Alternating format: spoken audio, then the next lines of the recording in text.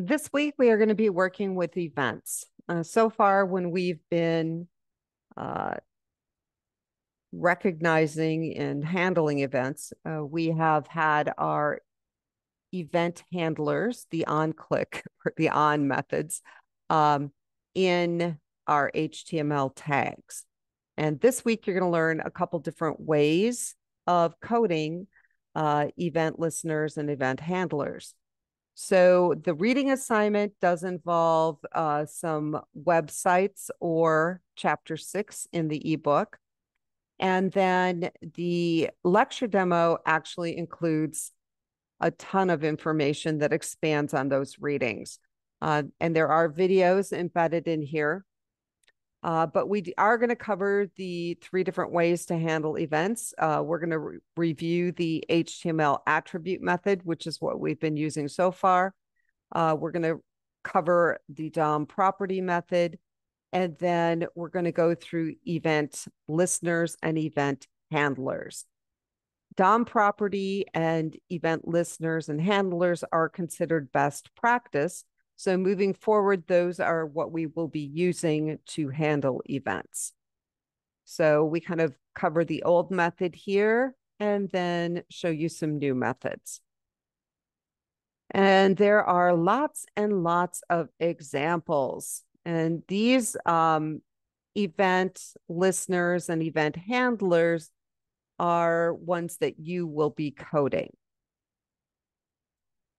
Along with the events, when an event occurs, there is an event object that includes information about the event. So basically, every time I move my mouse around, there is an event object that's created that basically shows the location of my mouse. So literally everything that you do on your screen is an event, and the information is constantly being recorded. So there's some examples of how to access the event object and the properties that it's recording. So you can kind of see what's going on.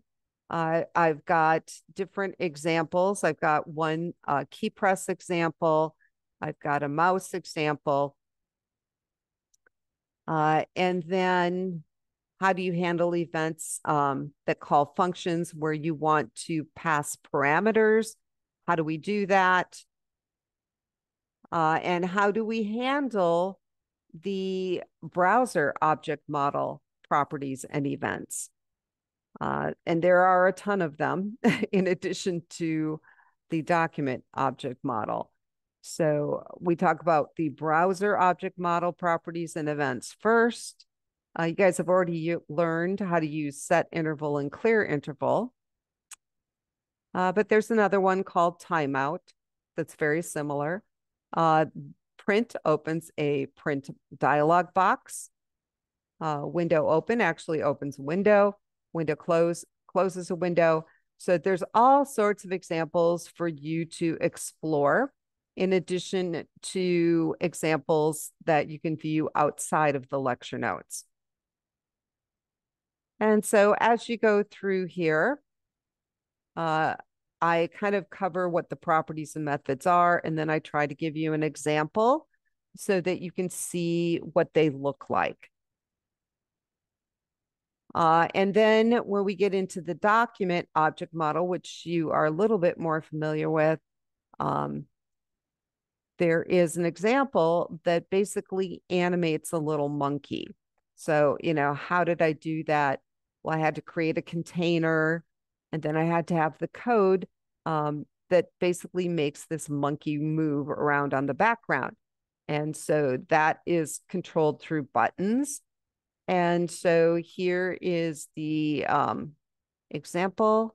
I've got the actual program here. So as I move him down, you can see it's showing you the X and the Y coordinate. I can move him to the right. Okay, I can make him stop. I can make him dance. Stop. I can move him up. Move him to the left. So you can kind of see those coordinates change. If I right click and you view the page source, You can see the CSS that was styled for the background and the monkey and the monkey's container, all of my buttons. And then I've got the JavaScript code right here for you to look at.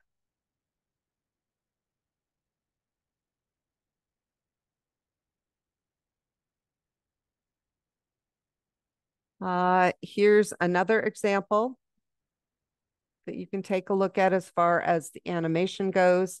Not too exciting to watch a box, but these are other examples that are showing you little containers. That one actually isn't doing anything.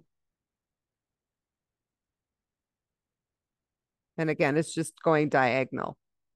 So that is the lecture demo. And to help you kind of get a grasp on events and event handling, you're going to be working with them in your assignment.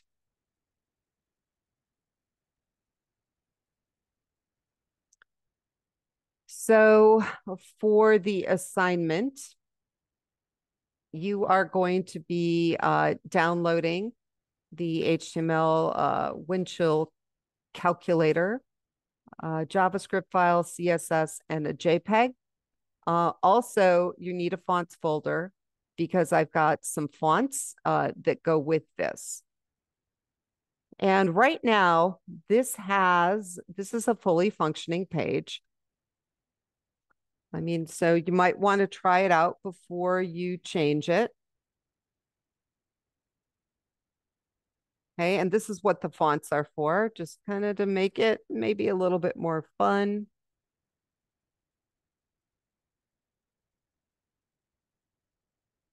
Now, let's see.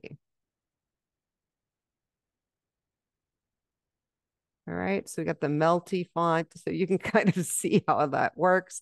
But this has got the HTML attribute, the on-click event handlers.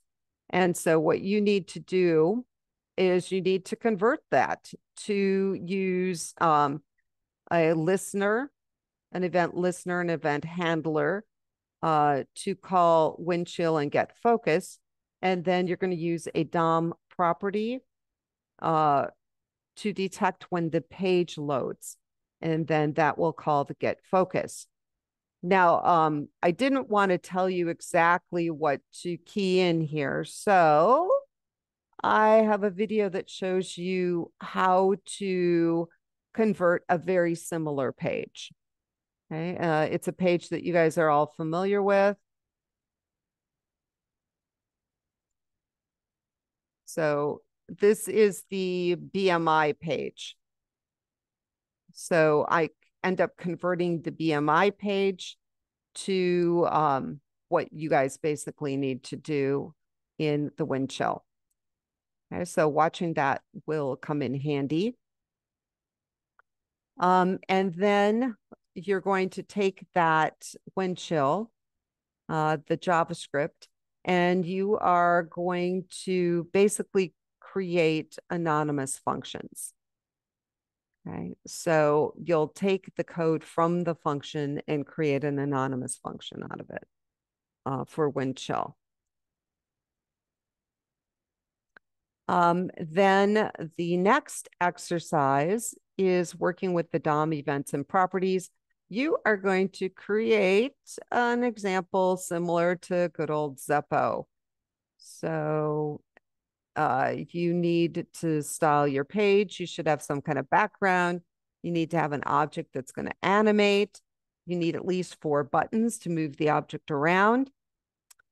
And you're going to display information on the page about the animated item, which is exactly what is done here. This is information about the animated item. And I've got these buttons that basically move them around. Okay. You are going to have to check for, limits on the background, right? If I move him right, he should stop before he goes off the background and off the end of my screen. Okay. And same with left, right? You have to have same with top and bottom. he needs to stay on the background, can't just go off into space. So if you look at the code, you can see how I did it. If you do get stuck, please ask for help. And so that is task 4. Task 5 is working with browser object model events and properties. And so this can be one page or it can be several pages. In the lecture demo, I did several pages that illustrate this. In the past, I've had students use buttons and they've all put it on one page. But you need 2 window object methods, a location object method. You need to display information on the window object properties, on the navigator object properties, location object properties, etc. So it tells you everything that you need to display. How you go about doing that is up to you. It can be one page or many pages. If I was going to do this as a student, I would probably use buttons and I would use one page. Okay, but these are examples for you to look at. And then once you finish that, get everything transferred, link it into your assignment page, and you will be done. So you'll go into the Dropbox and submit done once everything gets transferred. And then you will complete the discussion exercise. The focus of this is on website design. And so basically, this is an outcome that's in our significant learning outcomes. And you want to explain how a well-designed site impacts website appeal. And so you should research how well-designed interactive features increase website appeal. Then based on what you've read, write a post that describes what well-designed means, which interactive features increase site appeal, and which features decrease site appeal. Then you can think about the different types of design that are appropriate for different types of content and select a type of website and describe what designs you prefer for that type. So you might select a blog or you might select a storefront. Okay, so select a type of website and then what designs work for that type. Okay, and so I do have examples of different types here. Provide at least one example of a site that you like within the category you selected. Okay, so that means that if I pick the blog category, I need to post a link to a blog site that I like. Okay, and then reply to at least 2 of your classmates' posts.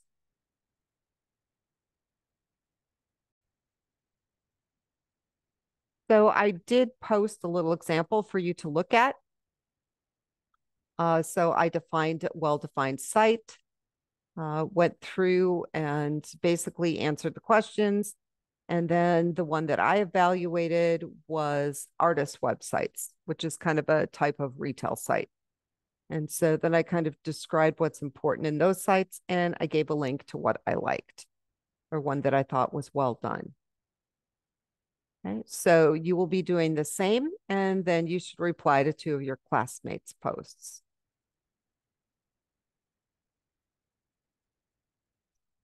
Other things in this week would just be under resources. Again, there's tutoring links for on-campus tutoring Thursday and Friday.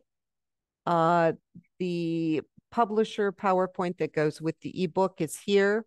Then additional information on JavaScript events, event listeners, and the JavaScript browser object model.